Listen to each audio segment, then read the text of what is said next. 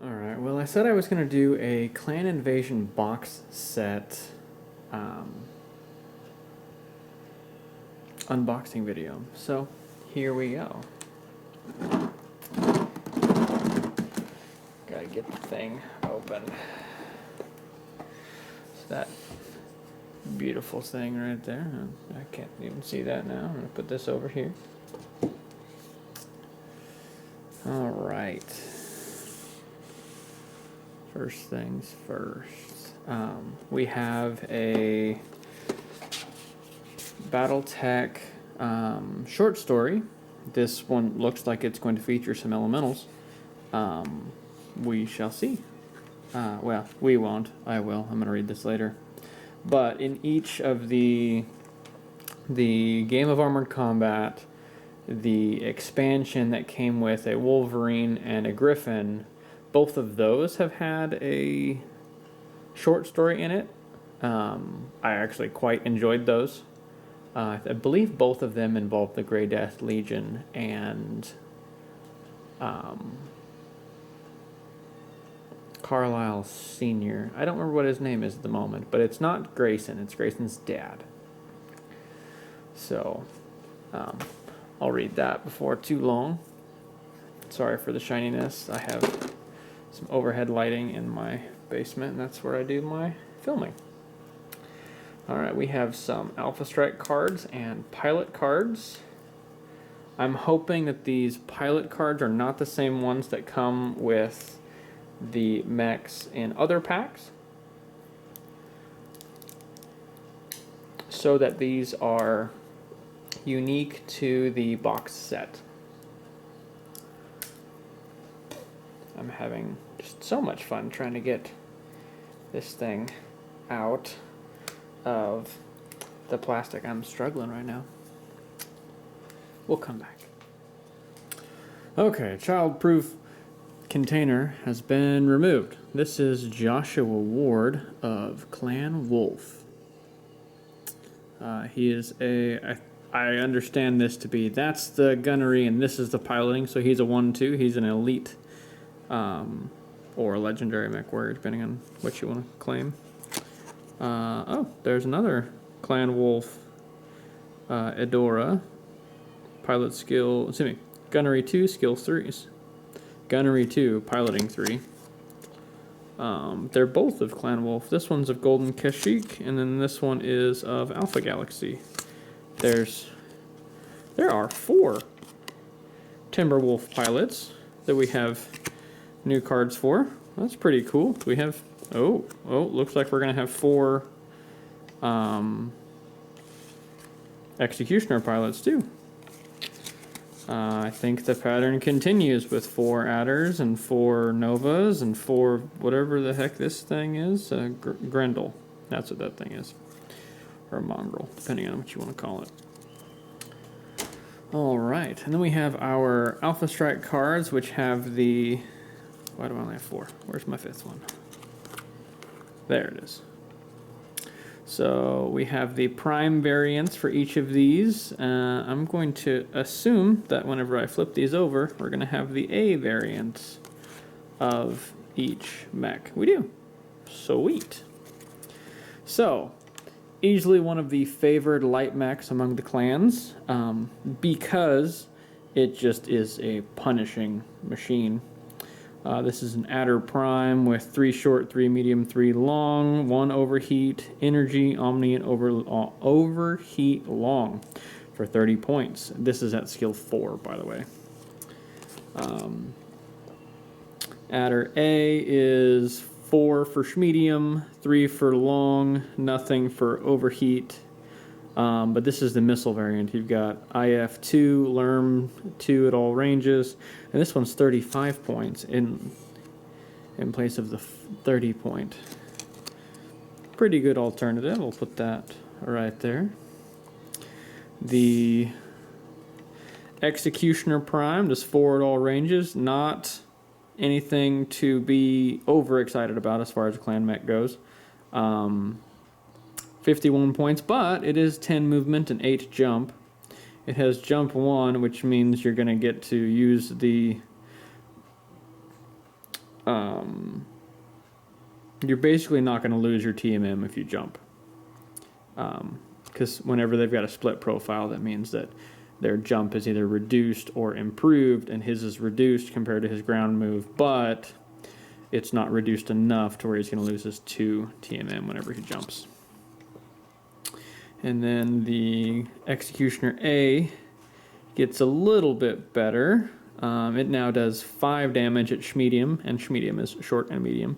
It also has Overheat 2, which means it can do a potential of 7 points of damage at Schmedium range, but still maintains its 4 long range, but also increases to 57 points instead of 51. The Grendel Prime, I'm going to guess this is a Jade Falcon mech because it's all green and gross and stuff. Schmedium is 4, long 1, Overheat 1, Case and Omni 46 points, but it's 14 in jumps. So it's pretty good movement. The Mongrel A is the missile variant, so it does 1 better at long range and loses its overheat value for 48 points instead of 46, so take that as you will. The Nova Prime does 5 at Schmedium, does nothing at long range, and has 4 overheat because it brings something like, I don't know, 12 ER medium lasers. ER medium lasers for the clans do 12 points, do 7 points of damage each, and they do a bunch of heat. But yeah, he can do 5 points of damage every single turn and then overheat by 4. If he chooses to overheat by 4, that's going to bring him to the S, which is shutdown. So if he overheats, he immediately shuts down. If you overheat by all 4 points. But doing 9 points of damage is amazing for a medium mech. Not a whole lot of machines do 9 points of damage or even are capable of doing 9 points. Now we have the Black... Oh, hold on. He's 41 points. Now we have the the Nova A. He does 3 at all ranges, 1 for overheat long, but he brings AMS. Also apparently brings ammo because he lost the energy keyword. But he's only 35 points. So that is a respectable machine as well. Now we have the Timberwolf, the pride of Clan Wolf. 5 at medium range, 4 at long range, 1 for overheat. It brings LRMs, but its indirect fire is 2, but its LRM profile is 112. So at long range you can do 2 points, but at short and medium you're only going to do 1 with only your with your alternate munitions if you brought them. And this is for 54 points. Now we have the Timberwolf A, and it jumps up to 59 points because it does 7 points at medium and 3 points at long. The more damage you do at long range, the more expensive your machine is going to be. Just so you know, you pay a premium for that long range damage. Yeah, just a lot of people are going to run this because he does 8 points of damage instead of a potential of 6. So there is that. But you have to be able to afford to bring it into your list at 59 points. So good luck. It is usually well worth the points if you can get it to, make up its points back. They gave us 2 generic dice. Nothing really to be excited about there. This is the Grindel Battlemech. I've been very impressed with the quality of these miniatures. Just through the whole Kickstarter. I very much like painting these machines. I like a lot having plastic clan mechs. Part of that is because if my 2-year-old picks it up, he's much less likely to break it.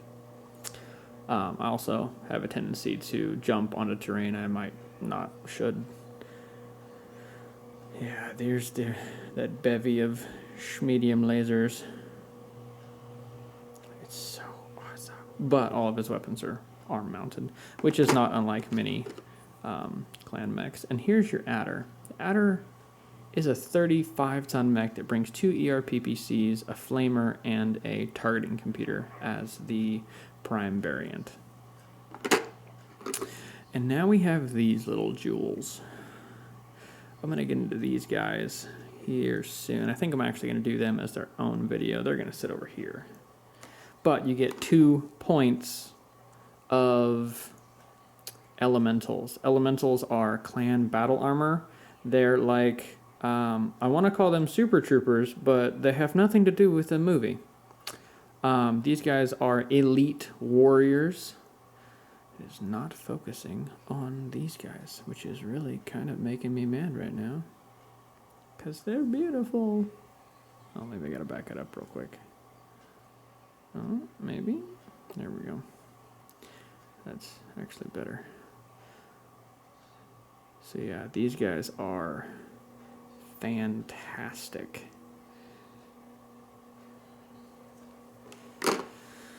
Alright, so that's the plastic that comes out of there. Now we have a Clan Invasion primer. I'm not real sure what's in here, other than probably is explaining what's going on in the Clan Invasion, if you did not know. Some stuff about the inner sphere. This is what the inner sphere looks like in 3052. This is 4 years into the Clan Invasion. I want to say the clans invaded in 3049 or 3048, one of those two. So here's some background on the clans. Here's background on specific clans.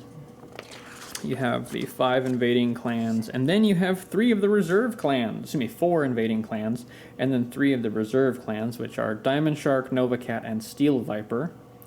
You can see their insignias from top to bottom.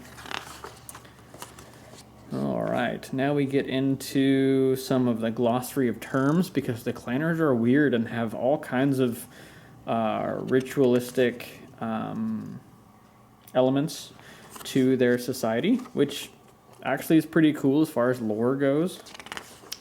And then yeah, this...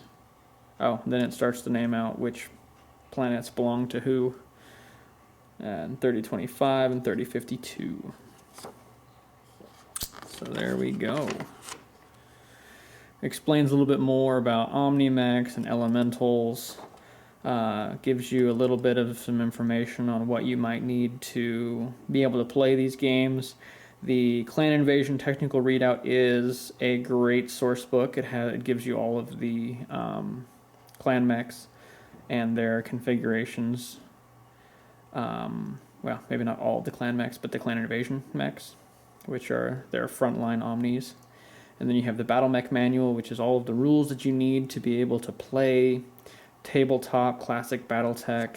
You have MechWarrior Dynasty, which is the newest version of the RPG set in the Battletech universe. And then you have Battletech Alpha Strike, which is a quick playing version of Battletech. You get all of the lore, all of the same things, except you don't get all the fiddliness of classic Battletech. So whether you like your Battletech crunchy or light, if you want to play 2 battle mechs and bring it to the table, or you want to bring a company of battle mechs and bring them to the table, then it kind of depends on how much time you want to soak. Lots of people will play classic Battletech for hours on end. And I would like to, but I can't get somebody to sit down for 6 hours and play a game with me, just because it is that much of a time crunch. But I can play company on company of Alpha Strike inside of an hour. So you'll see more Alpha Strike videos from me than classic Battletech. And then there are some of the novels. Yeah, those are pretty cool. Let that sit there for just a second longer. Alright. Next thing in the box is the rule book. I'm going to guess that this is the rule book for Classic.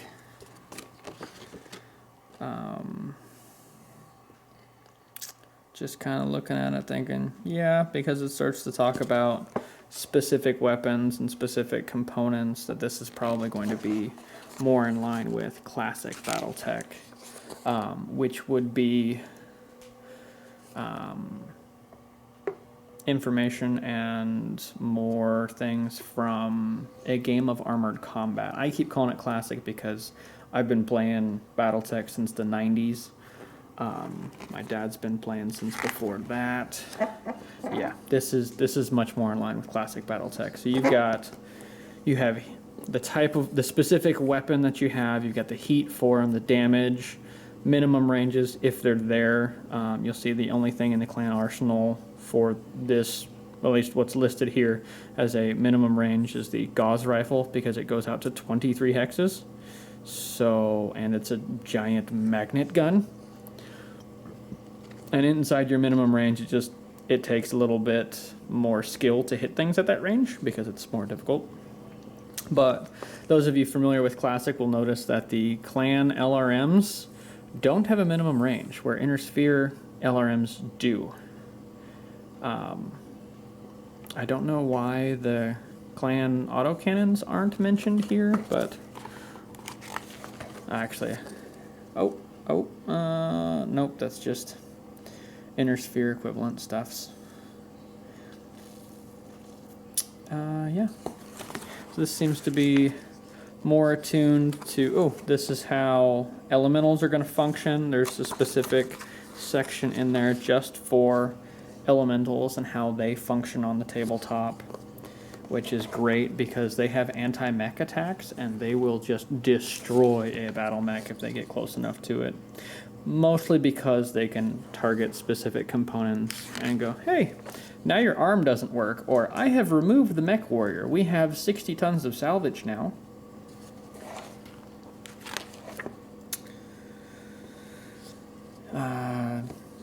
Looks to be like it's taking you through how to create battle mechs. Cool. Because you always have list building. Hey, there's a section in here for Alpha Strike stuff. Good deal. Brings you through the ideal role, how to create formations, how many things you probably should be having depending on which force you're bringing. Takes you through some of the special pilot abilities that is granted by the formations. And now we get into clan kind of fluff. You got Zelbringen, which is essentially the clan honor challenging system while you're in a battle mech. They frown upon physical attacks typically. Ooh, scenarios. Yay! Alright. We've got 2 scenarios on these pages. Looks like a third one. There are 3 scenarios in this book. Sweet!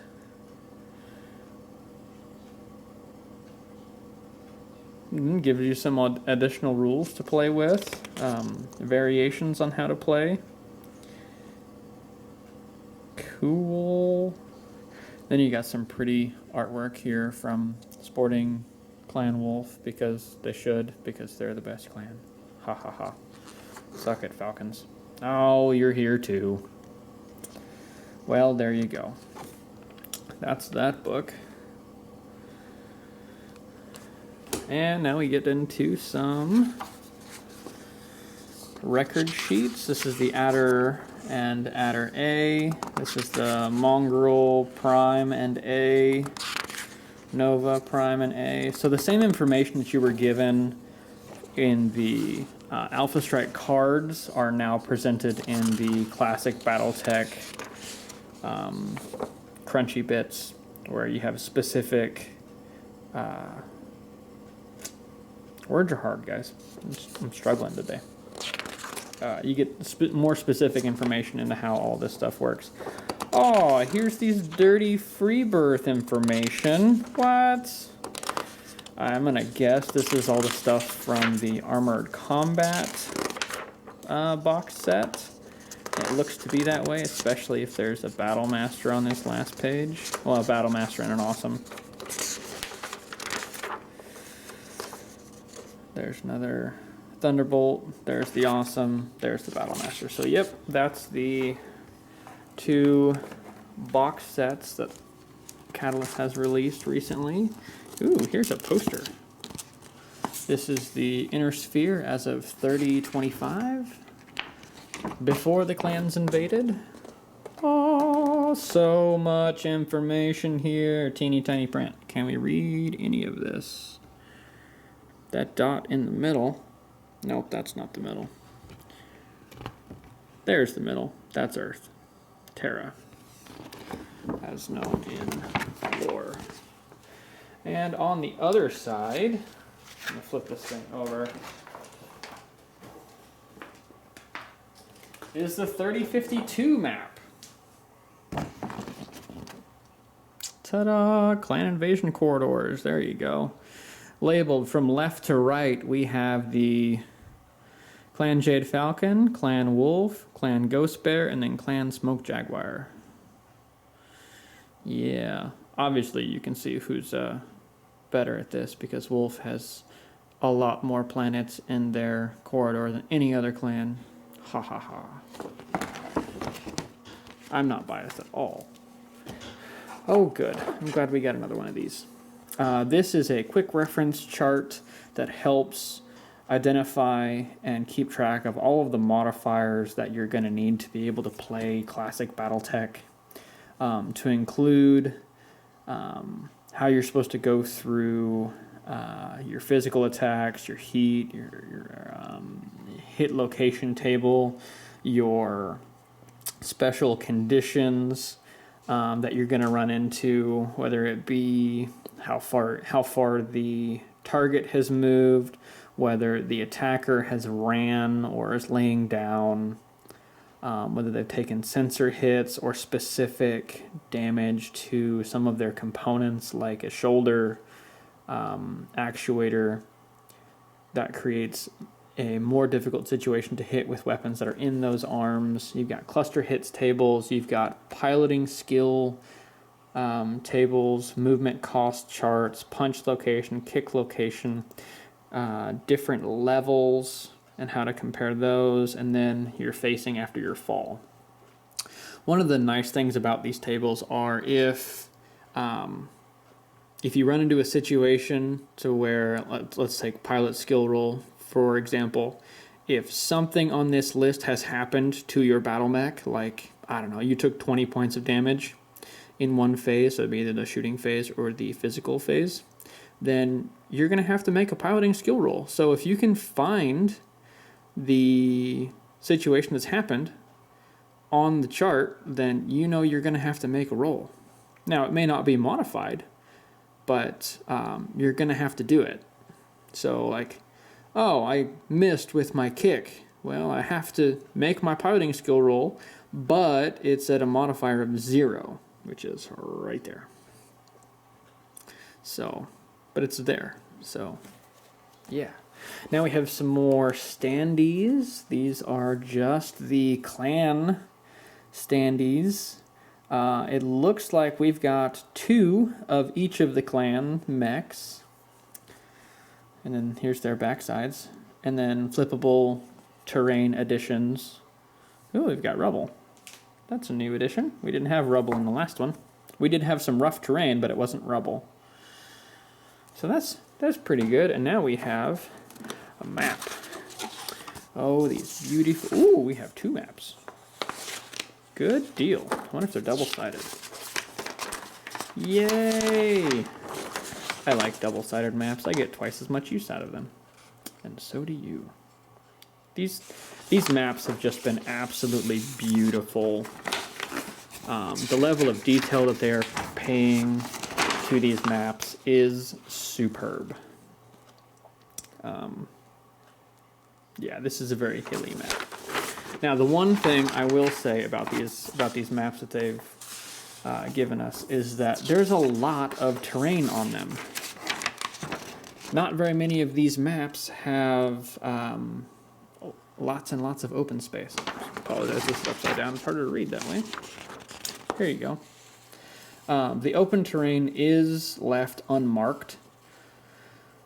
But if it's on a level or it's rough, then every single hex that has that attributed to it has a label at the bottom of the hex. So for that and many other reasons, I've been quite impressed with the level of quality in the new maps given. So overall, I'm very impressed with how this stuff is turning out. Catalyst is doing a great job in bringing life back into one of my beloved games. I think they've done a very good job in trying to breathe life back into this and give it some new light so that we can get some new blood into Battletech. Because the more people that are playing this game, the more people I can kind of throw dice at. Not literally throw dice at, but play games with. And I appreciate that, Catalyst. You're making my life that much easier. Alright, and that was the Clan Invasion box set.